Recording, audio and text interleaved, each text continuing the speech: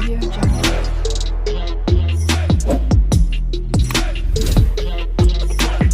Audio Jungle.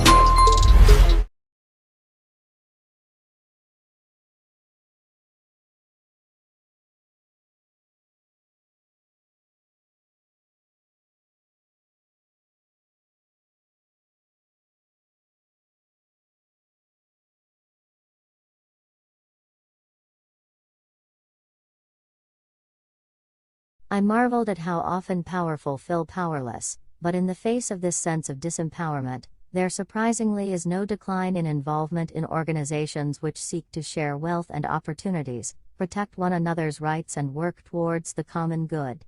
According to the United Nations, civil society groups have grown 40-fold since the turn of last century. Internationally, the nonprofit sector is worth $1 trillion, and there are 700,000 such organizations in Australia alone.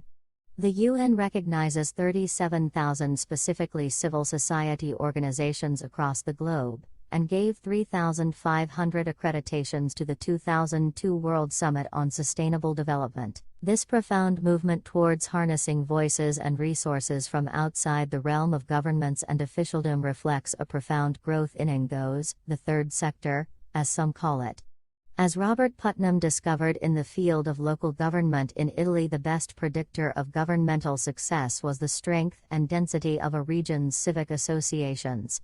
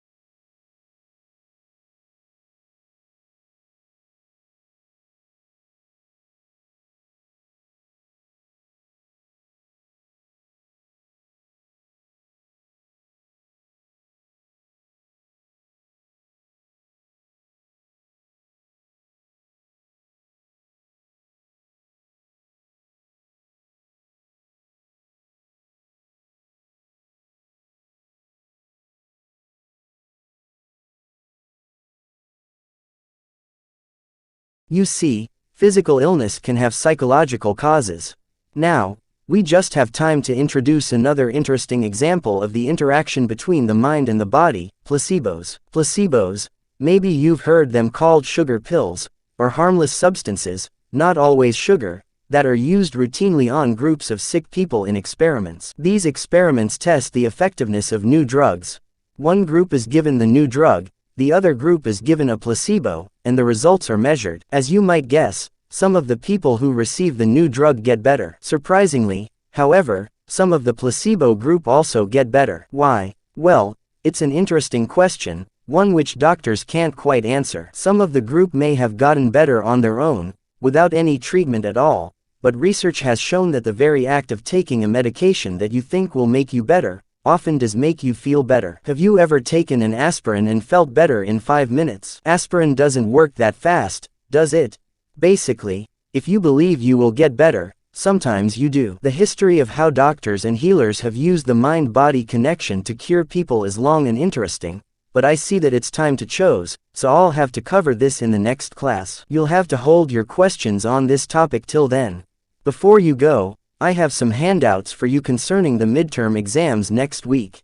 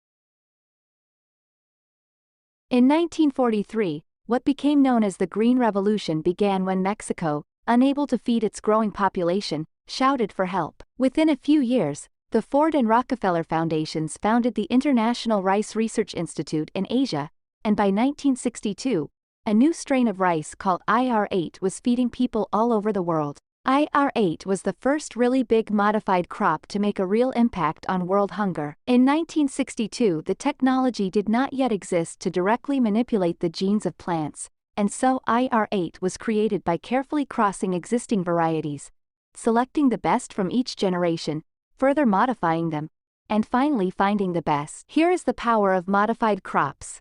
IR8, with no fertilizer, straight out of the box, produced 5 times the yield of traditional rice varieties. In optimal conditions with nitrogen, it produced 10 times the yield of traditional varieties. By 1980, IR36 resisted pests and grew fast enough to allow 2 crops a year instead of just 1, doubling the yield. And by 1990, using more advanced genetic manipulation techniques, IR72 was outperforming even IR36. The Green Revolution saw worldwide crop yields explode from 1960 through 2000.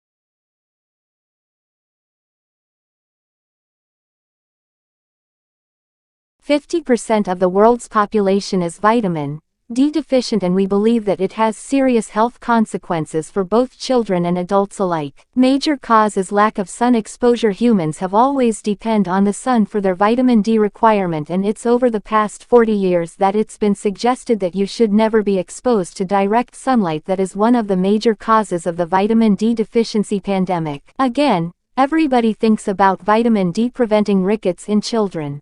We don't see rickets any longer, so people are not thinking about vitamin D. It's incomprehensible to physicians as to how vitamin D could reduce risks of heart attack by 50%, reduce risk of common cancers like colon, prostate, breast by as much as 50%, reduce risk of infectious diseases including influenza by as much as 90%, reducing risk of type 1 diabetes 78%. If a child does get adequate vitamin D during the first year of life, reduces risk of type diabetes.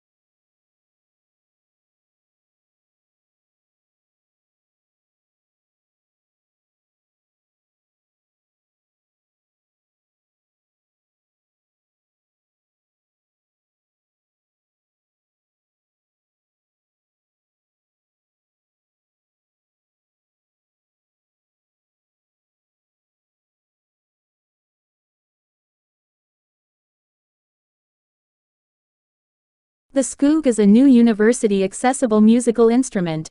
It is designed to use by children or adults with special needs, or in fact be used by anyone. It's soft, it's easy to play, it's robust, and it can be customized to suit anyone's abilities. The Skoog helps students with special needs by allowing them to get involved in making music themselves. It's an instrument that they can play it and they can take ownership of and start creating their own sounds and music. Traditional instruments are the shape and size and made of the materials they are because of the sound that they need to make. If you want to make a sound like a plucked string, you need a string and it needs to be under tension, whereas with a Skoog, because it's a mixture of software and a sensor, then thus the computer can handle making the sound. And so we can design an object that's designed to be touched and designed to be played with. In developing the screen and working with kids in the schools and in the classrooms, it's really helped us make the Skoog something that's usable by the children themselves. They've informed us massively on how it needs to work and they've given their opinions on colors and designs.